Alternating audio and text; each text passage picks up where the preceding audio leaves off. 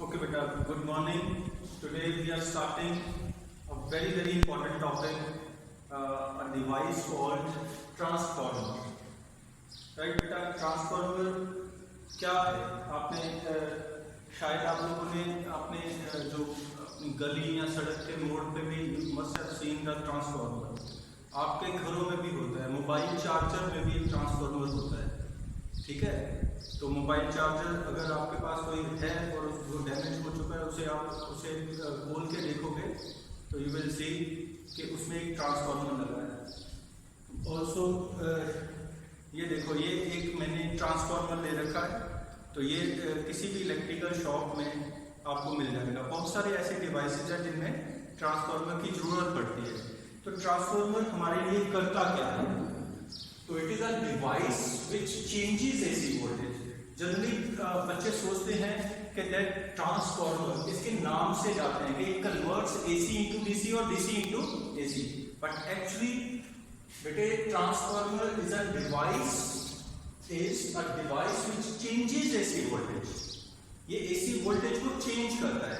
Change करने का meaning it may increase the AC voltage और decrease the voltage. Clear? So there are two types of transformers. One is step up transformer and other is step down transformer. तो दोनों में आपको difference भी पता होना चाहिए. जैसे जैसे हम आगे बढ़ेंगे तो यू विल लर्न कि जो स्टेप अप ट्रांसफार्मर होता है और जो स्टेप डाउन होता है, दोनों में बेसिक डिफरेंस क्या है. ओके, स्टेप अप ट्रांसफार्मर कौन सा होता है? Which increases the voltage, which step up the voltage, जो वोल्टेज को, एसी वोल्टेज को बढ़ा दे, इंक्रीज कर दे.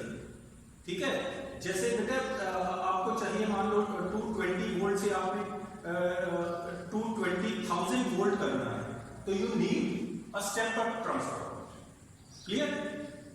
Which increases the voltage. Clear? Which decreases the voltage is called step down transformer. जो जैसे सपोज करो आपका मोबाइल चार्ज करना है आपने, तो मोबाइल चार्ज को अगर डायरेक्टली 220 वोल्ट पे लगाओगे तो इट मे डैमेज. ये क्या कर देगा? उसको डैमेज कर देगा. जो 220 वोल्ट है मोबाइल को ही डैमेज कर देगी, उसकी बैटरी को डैमेज कर देगा. तो क्या करना पड़ेगा हमें? 220 वोल्ट से आपको सपोज करो आपको 12 वोल्ट पे लेके आना है, 12 वोल्ट या 6 वोल्ट पे. तो you need a step down transformer. तो both transformers have their own importance. Generally जो स्टेप अप ट्रांसफार्मर होता है बेटा, ये कहां पे यूज होता है? Power stations. कहां पे यूज होता है बेटा? Power station. पावर स्टेशंस का मीनिंग जहां पे पावर को, इलेक्ट्रिकल एनर्जी को, इलेक्ट्रिकल पावर को जनरेट किया जाता है. ठीक है, डैम्स में आप देख सकते हो या किसी अपना न्यूक्लियर रिएक्टर्स में. ठीक है, पावर को जनरेट करते समय we step up the voltage. हम क्या करते हैं? उसकी वोल्टेज को बहुत ज्यादा इंक्रीज कर देते हैं. क्यों करते हैं? ये आगे बढ़ेंगे. ये क्या करता है बेटा? वोल्टेज इंक्रीज करने से जो हमारे एनर्जी लॉसेज है, when you transmit the power over a large distance, over a long distance, तो जो एनर्जी लॉसेज है, वो जो लाइन लॉसेज है, जिसमें पावर जो करंट चल रहा है, वायर्स में करंट चलेगा, उसके जो लॉसेज है उसको बहुत डिक्रीज कर देगा. स्टेप अप ट्रांसफार्मर क्या करता है? एक स्टेप अप द वोल्टेज. ये कहां पे लगाया जाता है? Power station. और स्टेप डाउन ट्रांसफार्मर ये कहां पे लगाए जाते हैं? आपके गली के मोड़ पे लगाए गए हैं. ठीक है, ये जो पीछे से वोल्टेज सपोज करो 220,000 वोल्ट आ रहे हैं, तो आपके घरों में तो क्या चाहिए? 220 वोल्ट चाहिए. तो उस वोल्टेज को क्या करना पड़ेगा? स्टेप डाउन करना पड़ेगा. तो कैसे करने? With the help of step down transformer. Clear बेटा?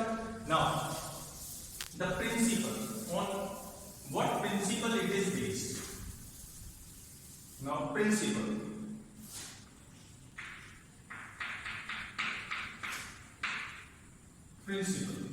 now it is based on principle of mutual induction. ये किस पे बेस्ड है बेटे? Mutual induction.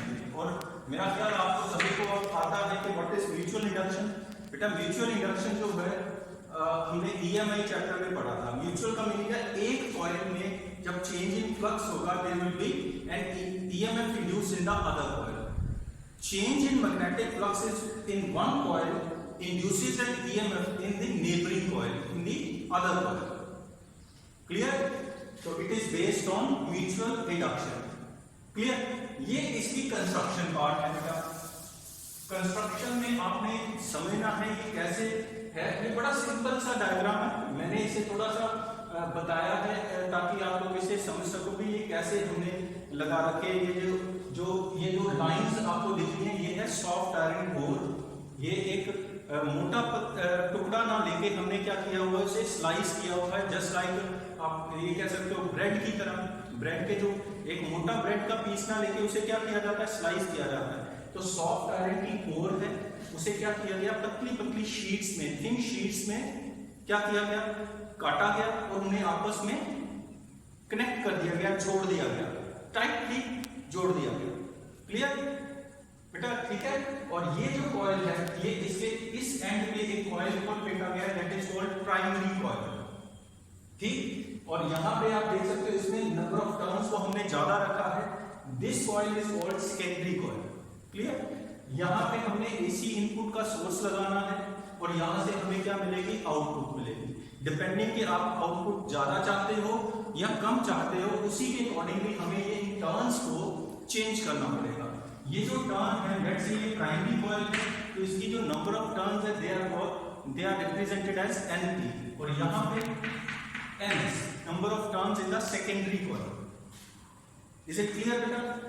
ये क्या है, सॉफ्ट आयरन की कोर, इसके ऊपर एक साइड पे हमने प्राइमरी कॉइल को वाउंड किया है, यहां पे दूसरे एंड पे क्या किया गया है, सेकेंडरी कॉइल को वाउंड किया गया। ठीक। अब बात करेंगे इसकी वर्किंग की। ठीक है। अब वर्किंग से पहले आपको ये समझना है कि ये इसका प्रिंसिपल ये कैसे एक्ट करता है इसके ऊपर। On what principal it is based, mutual induction. अब म्यूचुअल इंडक्शन क्या था आपको पता होना चाहिए कि जब एक में चेंज इन फ्लक्स होगा एक कॉइल में, then there will be an EMF induce in the other. अब देखो ये प्राइमरी कॉइल में जब इसमें करंट चलेगा तो क्या होगा बेटे, यहां पे क्या मैग्नेटिक फील्ड सेटअप होगा, ये मैग्नेटिक फील्ड सेटअप होगा। अब ये क्या magnetic field constant magnetic field है या वेरिंग मैग्नेटिक फील्ड है, because the current is AC alternating. ये क्या कर रहा है, ये लगातार चेंज कर रहा है। अगर एक हाफ में मैग्नेटिक फील्ड ऊपर है और वो बढ़ रहा है तो अगले हाफ में इसकी डायरेक्शन क्या करेगी, चेंज करेगी। तो there is a changing magnetic field और you can say changing magnetic flux. Clear?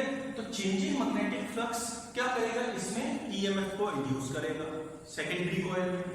अब ये जो फ्लक्स है बेटा, ये जो सॉफ्ट आयरन है इसका बहुत बड़ा रोल है। ये कौन सा मटेरियल होता है, फेरो मैग्नेटिक। ये कौन सा मटेरियल है, फेरो मैग्नेटिक। ये क्या करेगा, इस सारे फ्लक्स को अपने अंदर खींच लेगा। इस सारे फ्लक्स को क्या करेगा बेटा, अपने अंदर, ये बिल्कुल भी इसको बाहर नहीं जाने देगा। ये बहुत कम है जो फ्लक्स का लीकेज होगा। तो ये सारा फ्लक्स क्या करेगा, यहां से होता हुआ इसमें लिंक करेगा बेटे सेकेंडरी। क्लियर? तो इससे क्या हुआ, जो चेंज इन फ्लक्स यहां होगा वो चेंज इन फ्लक्स इसके साथ लिंक होगा और अगर इसके साथ लिंक होगा तो क्या होगा, there will be an EMF induce in the coil. और यहां पे अगर हम कोई सोर्स लगाएंगे, लेट्स से मैंने यहां पे कोई एक रेजिस्टेंस लगाया, लोड लगाया, load resistance means let's say आपने मोबाइल ही लगा दिया या आपने कोई एक बल्ब लगाया, तो बल्ब क्या करेगा, ग्लो करेगा। क्लियर है? आप रिक्वायर्ड वोल्टेज पे चाहते हो कि उस वोल्टेज पे ग्लो करे, तो आप उसी के accordingly you choose the transformer. Very very important concept आपको समझ आना चाहिए कि यहां पे चेंजिंग फ्लक्स होगा, that flux to this core of soft iron linked with the secondary coil, because the core is soft iron which is ferromagnetic. It pulls the magnetic field lines inside it, and maximum flux, almost 90-95% of flux linked with the secondary coil. Hence EMF is induced in the secondary. Clear है बेटा? तो अब start करते हैं working. तो late NP and NS, ये क्या है बेटा, number of turns in the primary and secondary coil, right? let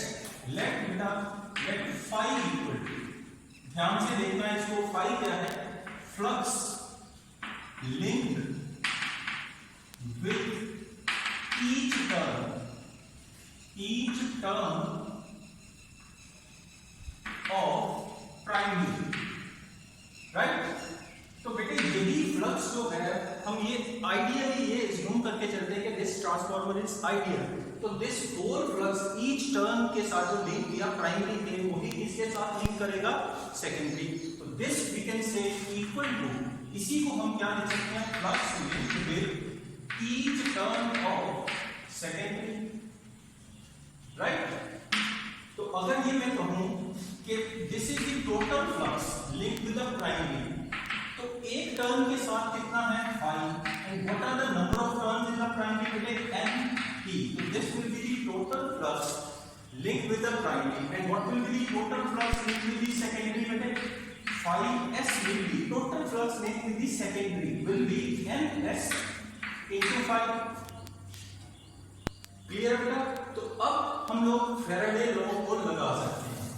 now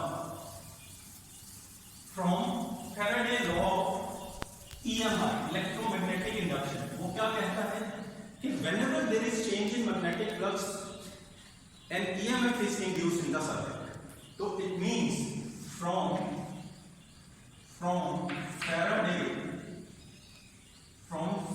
law, okay, from Faraday law induced EMF in primary coil में क्या EMF induced होगा, वो क्या होगा बेटा, that can be written as EP, और क्या फॉर्मूला होता है फैराडे लॉ का, E equal to minus d phi by dt.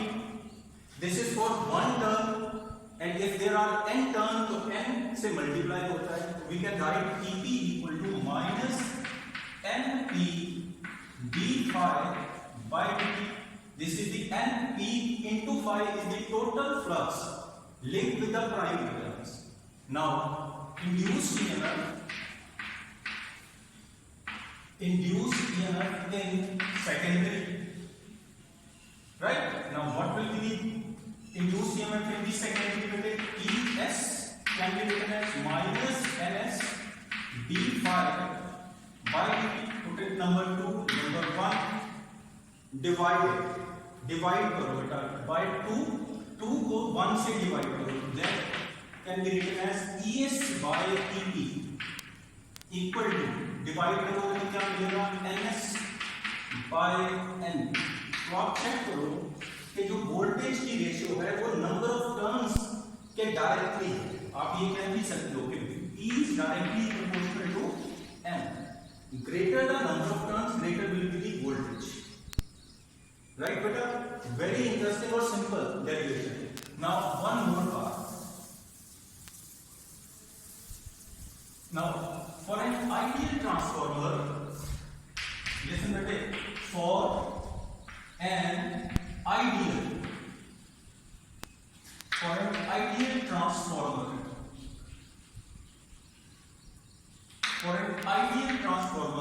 we can say input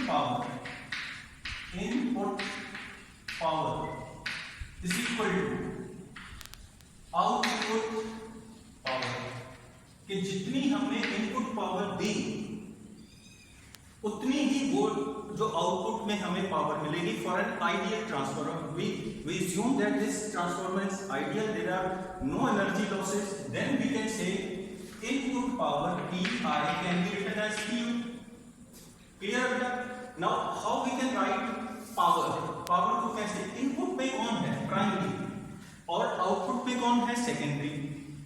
we can write E P I P is equal to E S I S। ये power का बेटे formula क्या होता है, power can be written as VR, है ना। तो input power is represented by EP primary में, और IP क्या है, प्राइमरी करंट, IS क्या है, सेकेंडरी करंट, ES क्या है, सेकेंडरी वोल्टेज। तो again very very important result बेटा। Now we can write ES by EP again. Now what will be that बेटे, आप क्रॉस मल्टीप्लाई करोगे you will find IP by IS. Again very very important result. Clear? तो एक चीज आपने समझनी है यहां पे, वो क्या बेटा, कि यहां पे E is inversely proportional to I, कि when you increase the voltage the current will decrease। जहां पे आपने वोल्टेज को बढ़ाया, देखो ES is inversely proportional to IS, it means when you increase the voltage current will decrease in the same ratio। Very important। Now when you combine these two equations, what will be the result? Very important result, very important। Now this will be ES by EP equal to NS by NP equal to IP by IS। very important। Clear? Now sometime NS by NP is called K is equal to transformation ratio। Transformation ratio, इसे transformation ratio बोलते हैं, कई बार ये term use होती है। Okay, अब ध्यान से कुछ चीजों को समझना है। वो क्या है चीजें, कि स्टेप अप में क्या होता है और स्टेप डाउन में क्या होता है। Now step up transformer, step up transformer, step up transformer में बेटे क्या होता है, हमें स्टेप अप का मीनिंग है वोल्टेज को बढ़ाना। किस वोल्टेज को, आउटपुट में हमें ज्यादा वोल्टेज मिलनी चाहिए इनपुट के कंपैरिजन। जैसे ये 220 वोल्ट है, यहां पे हमें चाहिए 220,000 वोल्ट। तो हम क्या करेंगे, अब उसको समझना है क्या करेंगे। It means step up transformer के लिए ES must be greater than EP। Now if ES is greater than EP, it means NS will be greater than NP। इसका क्या मीनिंग हुआ बेटा, if you step up the voltage you have to increase the number of turns in the secondary। आपको secondary में number of turns को क्या करना पड़ेगा, बढ़ाना पड़ेगा, इंक्रीज करना पड़ेगा। Also when you increase the voltage what will be the result in the current, IS will be less than IB। अब चेक करो, ये दोनों इनवर्सली है, ठीक है। when you increase the voltage IS will decrease, है ना। तो इट मींस ये बहुत इंपॉर्टेंट रिजल्ट है बेटा, कि जब आपने वोल्टेज को बढ़ाया तो दो चीजें हुई। वोल्टेज को बढ़ाने के लिए, स्टेप अप करने के लिए, you need to have more number of turns in the secondary, and when you increase the voltage, what will happen when you increase the voltage, output voltage, the current automatically decreases, the current in the secondary will decrease। now for step down transformer, step down के लिए, step down में क्या होना चाहिए बेटे, ES must be less than EP। ये बहुत काम का होता है। जैसे हमारे घर जितने भी हमारे डोमेस्टिक यूज है, अप्लायंसेस है, उनमें हमें क्या चाहिए होती है, वोल्टेज को कम करके चाहिए होता है। क्योंकि कुछ चाहिए हमें, जैसे 220 वोल्ट चाहिए, तो पीछे से जो आ रही है वोल्टेज, क्या वो 220 वोल्ट है?